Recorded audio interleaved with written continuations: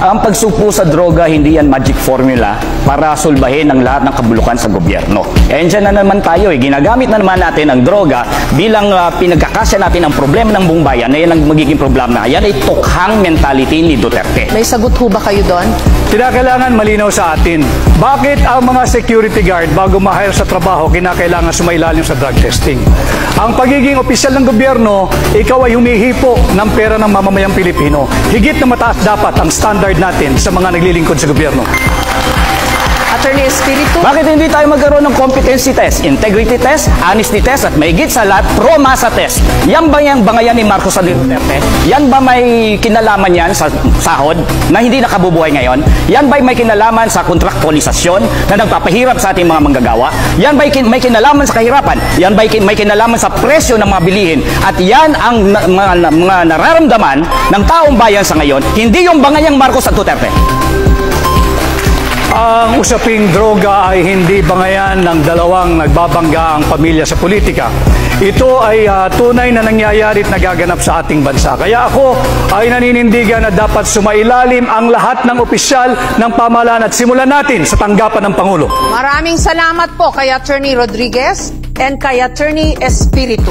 Dapat lang kasuhan si dating Presidente Duterte at long overdue na ito. Libo-libo ang pinapatay ni Duterte pero wala pang napapanagot. Sinasabi natin dito na dapat ay yung kaso na ito ay matagal na, pati na rin siguro. Senator De La Rosa? Sagot ko dyan is conditional, no? Hybrid. Pwedeng yes, pwedeng no. Yes, in the sense na nobody is above the law. Kapag mayroon siyang nagawang kasalanan, kasuhan natin. Pero kung wala naman siyang nagawang kasalanan, huwag mo siyang kasuhan base doon sa kaso ng ibang tao. Because guilt is personal. Huwag po nating ipaangkin kay Pangulong Duterte yung kasalanan ni Ninja Caps. Kaya po, after 3 years na tapos na sa pag-ulo, walang kaso. So, mismong siya, si President Duterte, ay umamin na pumatay siya ng tao. Kaya kailangan siyang kasuhan. At ito, sino ba yung nagdisenyo ng mga policy na ito?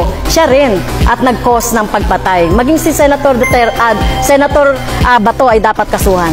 Gigil na gigil kang kasuhan si Pangulong Duterte at ako ng mga kaso na hindi mo kami maliling. Kumusta na po yung conviction mo sa kasong child trafficking? Ano na po nangyari? Bakit andyan ka pa? Hindi ka pa nakulong. Ang ordinaryong tao nagtatanong, porque congresswoman ka, hindi ka nakulong. Ang ginawa po natin na pagre-rescue, tama lang po yung ginawa ko na pagre-rescue sa mga teachers, sa mga bata na biktima ng mga harassment, intimidation at threat doon sa sinasabi ni Senator Bato na kaso. So, kung sino mang mga teachers, gagawin yon. Ano pong rescue na pinagsasabi niya? Na yung mga parents ng mga bata mismo ay galit na galit sa kanya. Bakit ginamit niya ang mga kabataan para sa kanilang kapakanan? Walang rescue nangyari doon. In fact, konbiktado ka sa kaso eh. There was no rescue.